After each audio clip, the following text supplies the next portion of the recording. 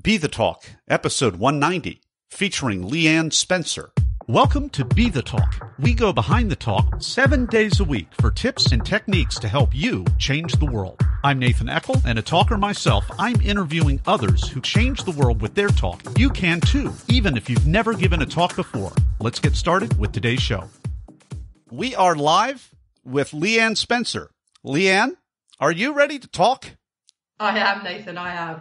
Leanne Spencer is an author, founder, and speaker. She's the founder of Bodyshot Performance, an award-winning health and well-being consultancy that creates total solutions to optimize your health, fitness, and well-being. Leanne's expertise is around specifically focusing upon sleep, mental health, energy, body composition, digestion, and fitness, which she calls the 6 signals. Leanne works with private individuals and forward-thinking corporates who see well-being as a competitive advantage. Leanne Spencer, welcome to the talk. Thank you very much. So your recent talk is called Why Fitness is More Important Than Weight. Talk Universe, you're going to love to hear about this because body mass index and a whole bunch of other tools that a lot of people have felt kind of clobbered, beat over the head. They can't hit the numbers that they feel they should or they're told they should be able to hit. All of that stuff is not nearly as important as just being fit. Leanne, please take us behind the talk. Of course, yeah. So the main, as you say, the main theory behind my idea is fitness is more important than weight. Now, I got actually the origins of this was from something that Judy Murray said. So she's the mother of Andy Murray and Jamie Murray, the famous tennis siblings. And she had the same point. She said, if we can focus on our kids' fitness, we'll have less of a weight issue. And it just sparked me thinking, if we were to focus more on fitness and less on weight, I think, A, we'd be happier. We'd probably be healthier. Certainly, we'd have less of a skewed perspective on our own bodies, particularly women. But it isn't just about women, as I say in my talk. It's about men as well. We've got to focus on functional fitness, what we can do and achieve with our bodies, rather than how they look. That's an important part. I get it. People are concerned with how they look, and I wouldn't want to go out looking. I like to look a certain way, but it's not the most important thing. Not the most important thing. So Talk Universe, like many talks and TED and other great branded events are great ways to talk about this. This is really a great systems talk. It's not really pitched as one. You might not have thought of it as one, but we're talking about systems thinking, inputs and outputs. And what's more important is really the output, the desired thing that we want, which is fitness. Because if we have a high enough level of fitness, the inputs, the body mass index, whatever the metrics that we use aren't going to be that big of a deal because we have good health and we're working the body that the universe gave us. Leanne, is that a fair way to look at it, maybe from a different angle? Yeah. Yeah, it is, yeah. And really what I want people to focus on is functional fitness. So can you run for that bus if you need to run for that bus? Can you lift that bag off the carousel on a travel trip? Can you hike the Pacific Coast Trail? Have you got that ability? Because if you've got that fitness, it opens up your world for you.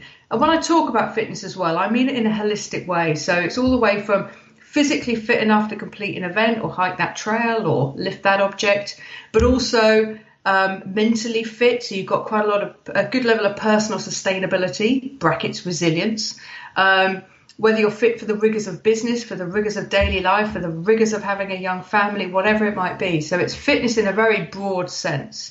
But certainly from the physical aspect, if you can achieve those things, suddenly your world opens right up. If you've got the ability to hike a trail, you suddenly get to appreciate what being in nature's like, what being alone might be like, being comfortable on your own, surrounded by nothing but beauty. So your world opens up. I think if you lack that physical fitness, but you're very obsessed with how you look, your world shrinks and contracts. Oh, for sure. And so this is even better than systems thinking. This is even better than outputs. This is just everyday practicability here for adults. I mean, I'm throwing in a lot of adult learning lingo just because I used to teach that stuff at university. And right. we always were talking, what's the difference between pedagogy, teaching children, and andragogy, teaching adults? It's that really for both of them now, but especially with adults traditionally, it's been you've got to talk about practical things that they can get a desired result. It needs to make practical sense for them. So being able to hike, being able to bike, being able to reach down and bend over and pick something up, to be able to match the energy level of some of the younger members of your family, perhaps makes so much sense. Yeah, that's exactly it. Yeah. And if we focus on those things, we're going to be happier. We're going to be healthier. If we're happier and healthier, we are more likely to make good, informed decisions about food, more likely to make the better choice about walking rather than catching a bus. We're far more likely to explore new opportunities. So the weight piece kind of follows. And that's always been my approach to myself, to anyone that I'm working with. It will follow, because an unhappy person will make poorer choices. A happier person is going to make better choices. I've noticed that, and certainly when I'm happy, when I feel like things are forward moving for me, I'm going to eat better. I'm going to go for the salad. If I'm not, might go for the comfort food. Not so great. No. Leanne, my question to you, and you, I'm sure you mentioned this in the talk, but take us behind the talk a little bit. How was this a fairly recent thing for you, that you stopped kind of drinking the Kool-Aid of body mass index and all these other metrics and really rethought the whole thing and kind of flipped the model on its head? Or was it a gradual thing, or are you part of a movement? What was it like for you that maybe the light came on in varying measures and you discovered this? Yeah, I mean, I had my own health journey, which is a long story, but I had my own health journey, which is often the case with people who now, in my kind of line of work. But having worked with quite a number of people who came to me with a weight goal, and then you unpick it a bit, and sometimes that's quick and sometimes that's a slow process, and you realise is what sits behind there is a much bigger, much scarier goal. But people put weight out in front because, of course you want to lose 3 stone. Great, how are we going to do that? Actually, I've got crippling self-esteem. Or my world has contracted so that I barely leave home and I'm riddled with loneliness. That's some of the stuff. So that got me thinking, if we were to focus more on fitness, on functional fitness, on what you can do, what you can achieve with your body, fall in love with it again for the pleasure it can bring you, forget less about how it looks, that'll sort itself out. And that was really the idea behind the talk. And it's something, I hope you can tell from the talk and from this, that I'm very passionate about, particularly women. The average British woman spends 17 years of her life on a diet. That's how my talk opens up. That's horrendous. Oh. It's horrendous, but it's not just, as I say, it's not just about women. I want to get people happier and healthier in their bodies, irrespective of their size. Leanne, I mean, you're really talking about self-image, self-identity. If the average British woman, American woman, or developed nation woman's probably very, very similar. If you're spending 15 years of your life in a certain mindset, pursuing a certain goal in a certain way, and if it's very much not outcome, it's outcomes based, but it's outcome in the wrong thing, a premature thing, a weight, or 2 stone, as you say, but not being happy or having a better quality of life, or just being fit and being healthy all the way around. I mean, what does that do to us if we spend, let's say, an average 75-year lifespan? That's 1/5 of your life on a diet, not even thinking about a diet or shooting yourself for not doing a diet, on a diet. That's 20% of your life, and probably another 20 or 40% thinking about you need to be committed to a diet. What does that do to us when we're spending so much of our existential time pursuing something that isn't even really going to give us the end result? Yeah, absolutely nuts. I mean, to spend that long, firstly, that tells you that it isn't working. The second thing is, what does that do to you? It's got to be soul destroying. 17 years of failing continually, because you must be, because otherwise in 17 years you would have got it nailed down. It's self-flagellation, really. While at the same time, giving money over to these multi-million pound, billion-pound corporations that thrive on failure. I've seen it. It beats people down. They come to me and they are desperate, having tried everything, and getting very little joy out of life as well. And because they're unhappy, that in some way that tends to permeate out, and they're lonely very often as well. I just think it's a very sad state for us to be in. Life is short, life is precious, and I mean it in such a positive way. Let's not spend it on a diet. If there's some weight issues that are causing you metabolic conditions, sure, that weight needs to come down. But let's get it down, not from dieting per se, but from looking at, what you're eating, but let's get you moving. What do you enjoy doing? If you like gardening, great. Let's get out there, squatting, lunging, and moving around in the garden. Maybe a child inspires you to get more active. Whatever it might be. We all used to have hopes and dreams of being a sailor or an astronaut or something or other when we were young. So kind of tapping back into what you enjoyed when you were a kid, kicking a ball about. Doesn't matter how old you are, how big you are. Let's get kicking that ball about. Talk Universe, I want you to listen to Leanne and do what she says and find out more about her, because you're going to be happier and healthier as a result. We've been enjoying this conversation with Leanne Spencer live from the UK, 5 hours in the future, where it is still broad daylight outside that I can see on my video. It's so much fun. And we're going to be back in just a moment with Leanne for the Blitz Round. People ask, how could I start a 7-day-a-week podcast? It's because of what I've learned from my mentors. Some of the best mentors in history aren't around anymore. They've left hours of one-on-one mentoring behind in their books. Each month at Classics on Tap, I record a new chapter from a classic business book to help you make a difference. Download your first chapter at classicsontap.com.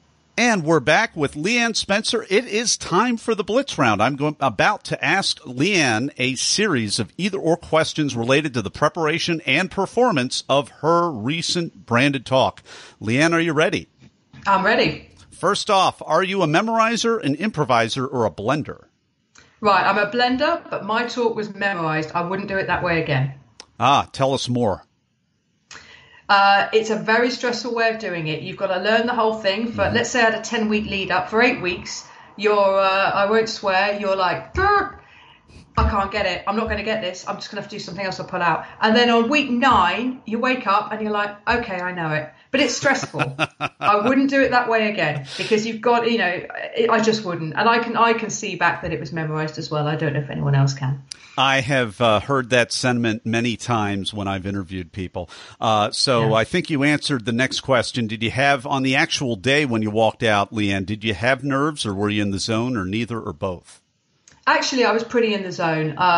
The nerves come a couple of weeks before, and they're quite mild. They get me ready. On the day, on showtime, I'm pretty relaxed. Of course, my adrenaline would have been high. My heart rate would have been elevated if you were to measure these things. But yeah, I was pretty in the zone. I was looking forward to it. What's a tip, a technique, or a tool that helped you? Not to memorize it. Have some cues for the key points that you want, and then talk freely. And to go with that, not to give Ted too much power, for example. Go with your approach and trust in yourself that you'll deliver on the day. What was the most unexpected, strange, or just plain weird thing that might have happened during or right before your talk, Leanne? Well, I don't know if this answers your question exactly, but it very nearly didn't happen when the organisers said to me, we're not happy with the quality of the talk, and we're going to look at it over the weekend, come back to you Monday, but currently it doesn't meet our rigorous standards. So I hadn't included enough stats and studies to back up my comments. So I made up my mind. I thought, well, okay, if they're going to significantly change the talk on Monday, I ain't doing it. It's my talk. Actually, they enhanced it by putting some stats and some figures in.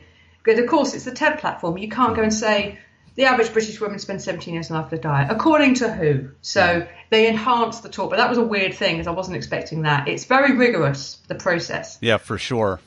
And and you had spent all that time memorizing what you did as well. So that that didn't help the situation either. I mean, that's part of why we have the Blitz Round and why we talk about this, because, Talk Universe, you're giving your talk just because your initial idea application gets selected doesn't mean that it's not a free pass. So Leanne found here, and to Leanne's credit, she did the hard work to pull through. But this is, I've seen it firsthand, maybe not necessarily to me, but I know that is always a right reserved by the organizing team. They can yank it at any point in time. They don't like to, but it is something that can happen. So they made it more robust. You work with them. You're flexible enough in that whole thing, and it all came through, and you had it memorized, and happily ever after. I will say that they were quite right. You can't get on a stage like TED, or any stage, and not quote and not back up your figures with studies. You have to be rigorous. So it was a good learning experience, and I've carried that on as well. We've been enjoying this Blitz round with Leanne Spencer, and before we go any further, we want to let you know where you can check out this talk, Why Fitness is More Important Than Weight. You can go to our show notes page, BeTheTalk.com, and we will have a clickable link right there. You can watch that, or you can type it into YouTube, your choice. We can also connect you, and we want you to connect with Leanne and her message. You can do that also at the Be The Talk show notes page at, we'll have a link there too, BodyshotPerformance.com. Bodyshot with a T, performance.com. And we're going to be right back with Leanne Spencer in just a moment for the final word of advice. Everyone wants to change the world, but not everyone knows the first step. Before you can change the world with your talk, it has to be selected. So grab the templates, timelines, and tools that I use to get my talk selected at BeTheTalk.com. And we're back with Leanne Spencer. It is time for the final word of advice for Talk Universe. I would come up with a really novel and interesting idea. The key thing with TED is it's ideas worth spreading. It isn't stories worth sharing. It's not speakers worth watching. It's ideas worth spreading. Think of a really interesting idea. And the last thing I would say is if you're doing a TEDx, let's say that's at a certain area, think about the demographic of that area and try and match your idea, if you can, to that demographic. Is it something that's going to appeal to that local area? Because that will massively increase your chances of getting selected. So a novel idea married to the demographic of the area you'll be speaking in. Leanne Spencer, thank you for taking the time out of your busy schedule to share your wisdom today with Talk Universe. Absolute pleasure, Nathan. Thanks for having me on. Thanks for listening to Be The Talk. For tips and resources to help you change the world, go to BeTheTalk.com. See you tomorrow.